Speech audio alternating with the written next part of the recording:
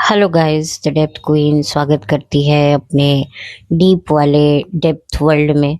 तो आज एक और फिल्म लेकर मैं हाजिर हुई हूँ।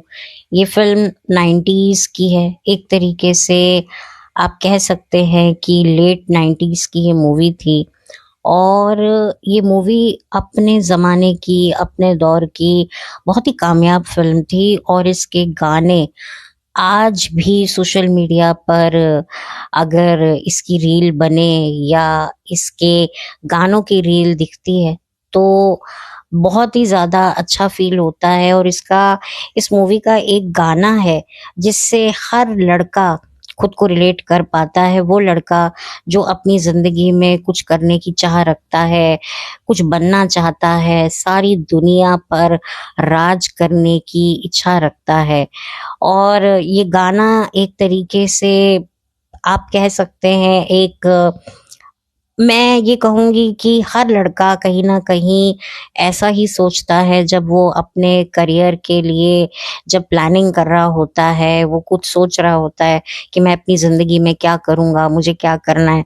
तो कहीं न कहीं उसके ज़हन में ये गाना आता ही आता है। और वो गाना है, चाँद तारे तोड़ लाऊं, सारी दुनिया पर मैं छाऊं, बस इतना सा ख्वाब है, बस इतना सा ख्वाब है। जी हाँ, अब आप समझ ही गए होंगे कि मैं कौन-सी मूवी की बात कर रही हूँ। मैं बात कर रही हूँ यस बॉस मूवी की, जो आई थी 1997 में। और इसके जो गाने हैं वो आज भी अगर आप सुने तो बड़े प्यारे लगते हैं, बड़े न्यारे लगते हैं। मतलब बहुत ही अच्छी मेमोरीज आपको ये गाने देते हैं उस वक्त की, कि किस तरीके से बॉलीवुड हुआ करता था, किस तरीके की लव स्टोरीज बना करती थी, जहाँ पर लड़का जो है वो लड़की की इज्जत करता है, लड़की को प्रोटेक्ट करता है, उसे बुरे लोगों में लाकर भी उसकी हिफाजत करता है कि कहीं उसकी इज्जत पे कोई दाग ना लग जाए, इस बात का वो हर वक्त ख्याल रखता है। तो ऐसी फिल्में बना करती थी। और उन्हीं फिल्मों में से एक मूवी है यस बॉस की।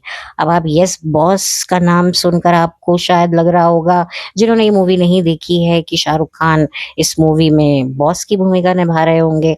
तो जी नहीं, इस मूवी में शाहरुख खान एक लॉयल एम्प्लॉय की भूमिका निभा रहे हैं, जो अपने अय्याश बॉस आदित्य पंचोली के वफादार हैं। उनकी काली करतूतों को वो अपनी जो आदित्य पंचोली की पत्नी है कश्मीरा शाह, उनसे छुपवाने में शाहरुख खान उनकी मदद करते हैं, क्योंकि वो देते हैं शाहरुख को पैसा, और पैसे की शाहरुख को ज़रूरत है, क्योंकि शाहरुख को बड़ा आदमी तो बनना ही बनना है, साथ में अपनी माँ के लिए बहुत कुछ करना है। माँ बीमार है तो उनकी सेहत का ख्याल रखना है। वो एक अच्छा बेटा है और साथ ही साथ में एक अच्छा लॉयल कर्मचारी है। और उस कर्मचारी के जो बॉस है, उसकी दुष्कर्मी को छुपाने में शाहरुख खान उसकी मदद करता रहता है। और तभी आदित्य पंचोली की जिंदगी में आती है एक एस्पायरिंग मॉडल, जिसका किरदार निभाया है जूही चावला ने। और जूही चावला पे आ जाता है आदित्य पंचोली का दिल। अब कहीं ना कहीं दिल के किसी कोने में शाहरुख को भी जूही पसंद होती है, लेकिन अपने बॉस के एहसानों के नीचे दबा हुआ शाहरुख खान क्या करे। तो इसी तरीके से तिकड़मबाजी लगाकर वो आदित्य पंचोली और जूही चावला का मेल कराने में जुट जाता है, और कहीं ना कहीं कामयाब भी हो जाता है।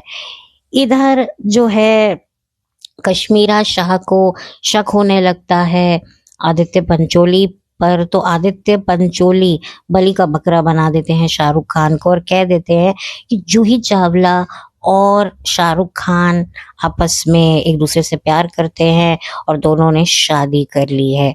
और उधर जूही चावला को बहुत बुरा लगता है, क्योंकि कहीं ना कहीं वो आदित्य चोपड़ा से प्यार करने लगती हैं।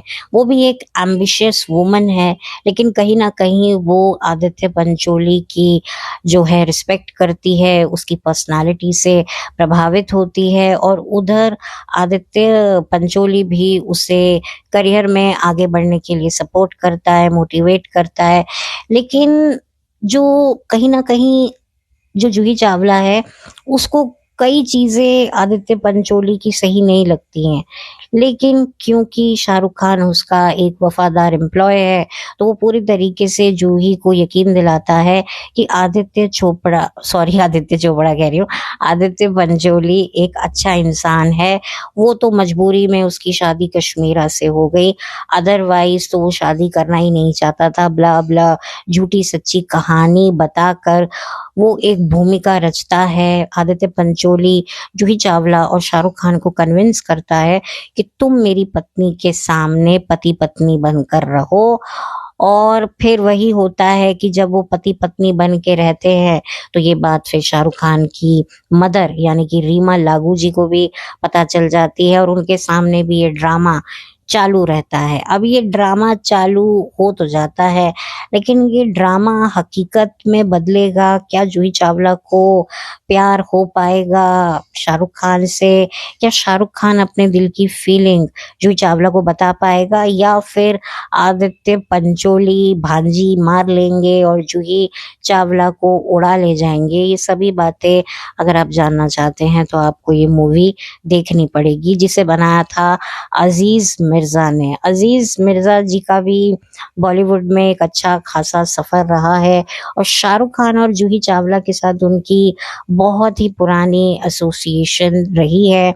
वो बात अलग है कि चलते चलते जो मूवी थी वो एक तरीके से अजीज मिर्जा, शाहरुख खान और जूही चावला की एक तरीके से लास्ट मूवी थी जो उन्होंने मिलकर प्रोड्यूस की थी और अजीज मिर्जा ने डायरेक्ट की थी। क्योंकि उसके बाद जो अजीज मिर्जा है, उनके बारे में ज्यादा मैंने तो नहीं सुना है कि वो शाहरुख खान के साथ कोई फिल्म लेकर आ रहे हैं। क्योंकि सन 2000 में भी फिर भी दिल है हिंदुस्तानी नाम की मूवी आई थी, जिसके प्रोड्यूसर शाहरुख और जूही थे, और उस फिल्म में भी दोनों ने साथ में एज अ हीरो हीरोइन काम किया और अजीज मिर्जा ने उसे डायरेक्ट किया था, बट वो मूवी बिल्कुल नहीं चली थी। तो ये मूवी चलते चलते एक तरीके से बहुत बड़ी हिट हुई थी।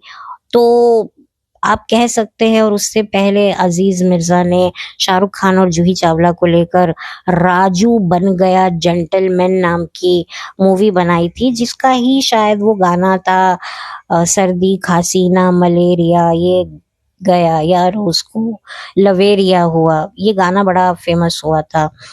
तो अब आप सोच सकते हैं कि अजीज मिर्जा साहब का कितना पुराना एसोसिएशन रहा है जूही चावला और शाहरुख खान के साथ। अब खैर इस फिल्म के गानों की बात कर लेते हैं, तो जतिन ललित ने म्यूजिक दिया था और जावेद अख्तर साहब ने गीत लिखे थे, और अभिजीत भट्टाचार्य जी को इस मूवी के लिए फिल्म फेयर अवार्ड मिला था। वो भी उनका पहला फिल्म फेयर अवार्ड मिला था, और गाना था मैं कोई ऐसा गीत गाऊं कि आरजू जगाऊं अगर तुम कहो। मैं आपको सच बात बताऊं तो मुझे ये गाना बहुत पसंद था और मैंने इस गाने को बहुत गाया है।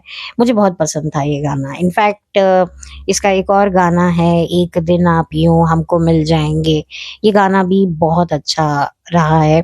इनफैक्ट इसके सारे गाने बहुत अच्छे रहे हैं, जैसे कि चांद तारे तोड़ लाऊं जो मैंने अभी आपको बताया, वो तो एक तरीके से एक ट्रेडमार्क सॉन्ग बन गया था। कहीं ना कहीं लोग ये भी विजुअलाइज करते थे कि शाहरुख खान जब सो कॉल्ड अपनी स्ट्रगल किया करते थे, तो शायद हो सकता है वो भी यही गाना गाते हो, और तभी आज पूरी दुनिया जो है उन पर एक तरीके से जान निछावर करती है और वो किंग खान कहलाते हैं। तो एक तरीके से इस गाने को उस नजर से भी देखा जाता है, सुना जाता है, क्योंकि शाहरुख खान भी यस बॉस मूवी में बहुत ही एम्बिशियस इंसान के तौर पर उनका कैरेक्टर दिखाई दिया है। अच्छा, इस मूवी में राकेश बेदी साहब भी हैं जो धुरंधर में नजर आए थे, जिनके काम को लोग काफी अप्रिशिएट कर रहे हैं। तो इस मूवी में आपको वो भी दिखेंगे और दिखेंगे गुलशन ग्रोवर। एक तरीके से ये जो मूवी थी ये हॉलीवुड मूवी से इंस्पायर थी।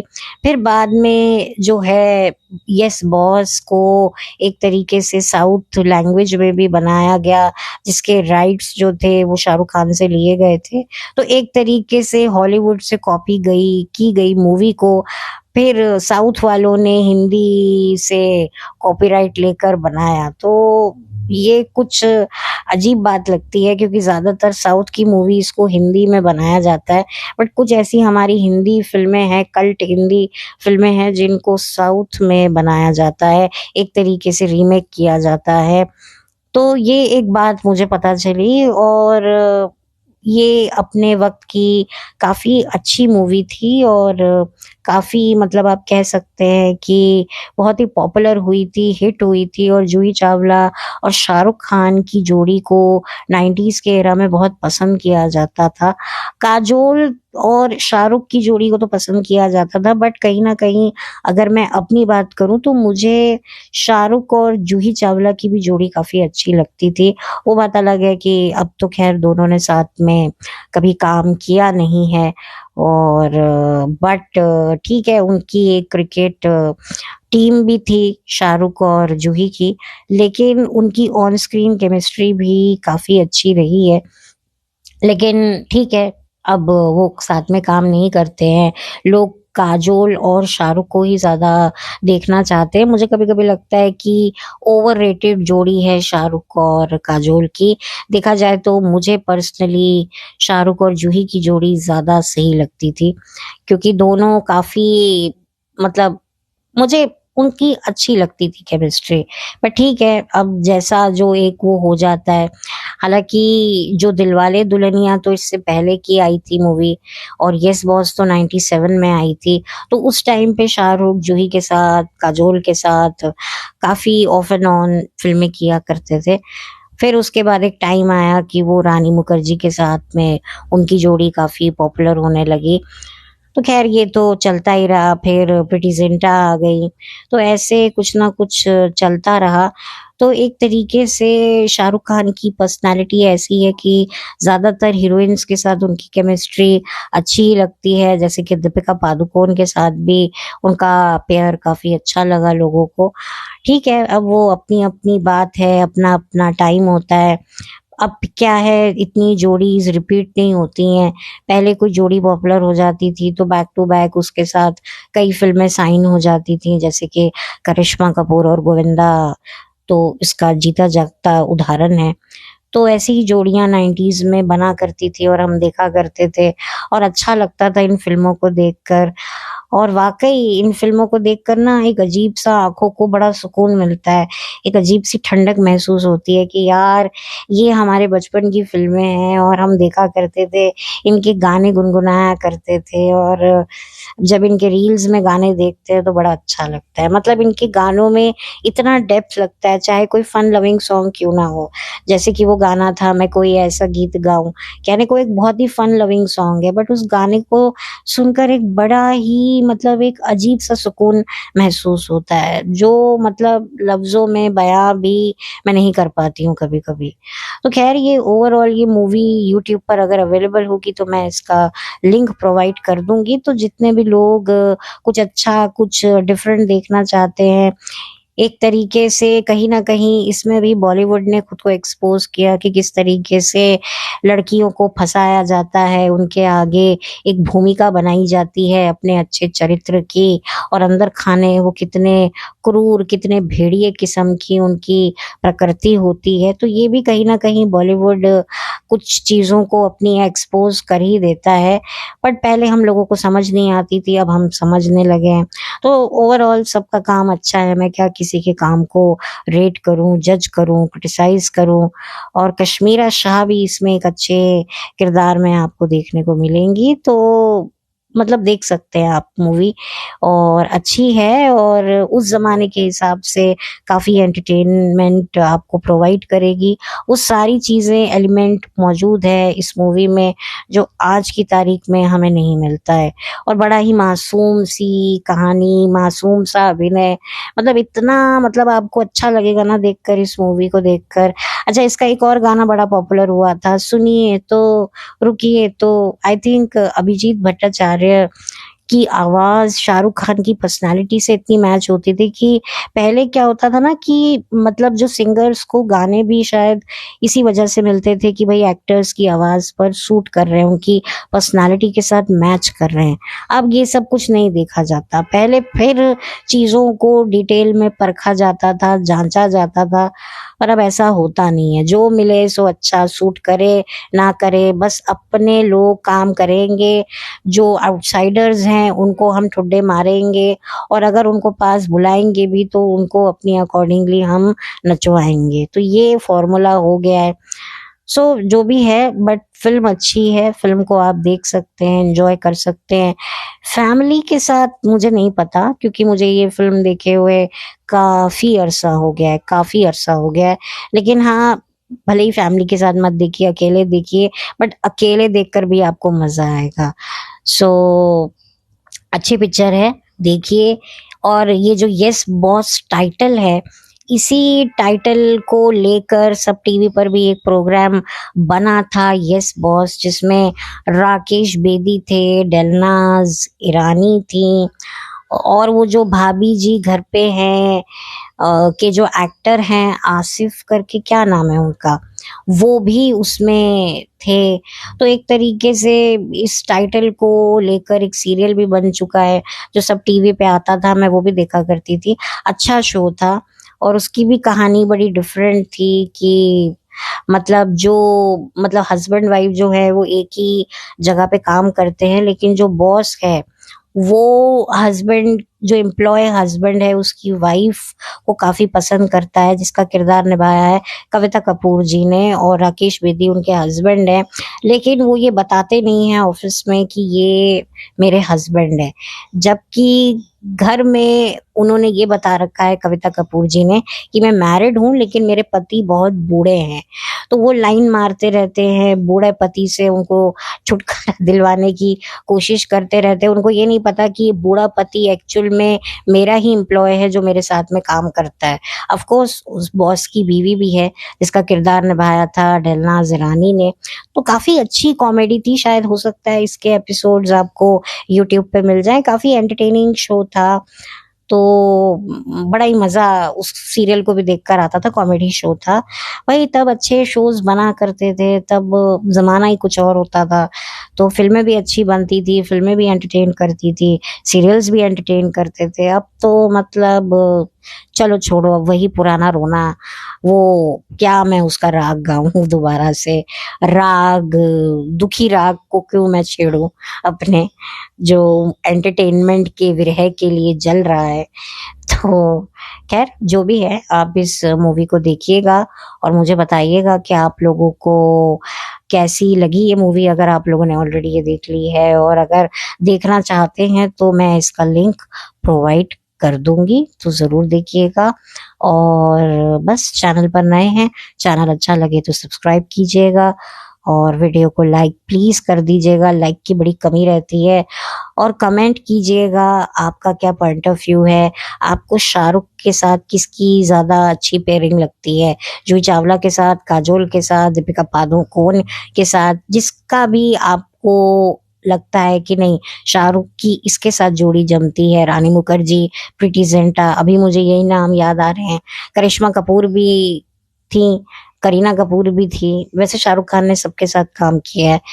तो आप मुझे बताइएगा। तो चलिए अब मिलती हूँ, चलती हूँ, and have a blessed day, bye, take care. और ज़्यादा कुछ नहीं है, कहानी को मैंने ज़्यादा डिस्क्लोज नहीं किया है, क्योंकि मैं चाहती हूँ कि आप लोग इस कहानी को देखें और एक तरीके से ये कल्ट रोमांटिक कॉमेडी मूवी है। इसको एंजॉय कीजिए, इसके गानों को भी एंजॉय कीजिए, इसके म्यूजिक को भी एंजॉय कीजिए, परफॉर्मेंसेस भी एंजॉय कीजिए और देखिए कि किस तरीके से पहले एक हीरो हीरोइन के रोमांस को ऑन स्क्रीन दिखाया जाता था, कितने ग्रेसफुली दिखाया जाता था। मतलब फिर भी ना देखकर वो फीलिंग नहीं आती थी जैसे कि आज फीलिंग आती है। आज जो हीरो हीरोइन को जिस तरीके से आपस में एक दूसरे के साथ वो दिखाया जाता है, वो बहुत ही खराब लगता है। पहले मर्यादा में रहकर emotions hero heroine on screen अपने दिखाते थे एक दूसरे के लिए, पर अब तो खैर कुछ ज्यादा ही, चलो खैर अब क्या वही बातों को लेकर बैठना। तो चलिए, अब इस वीडियो को बंद करने का समय आ गया है, तो चलती हूँ, लौट कर मिलती हूँ। Have a blessed day.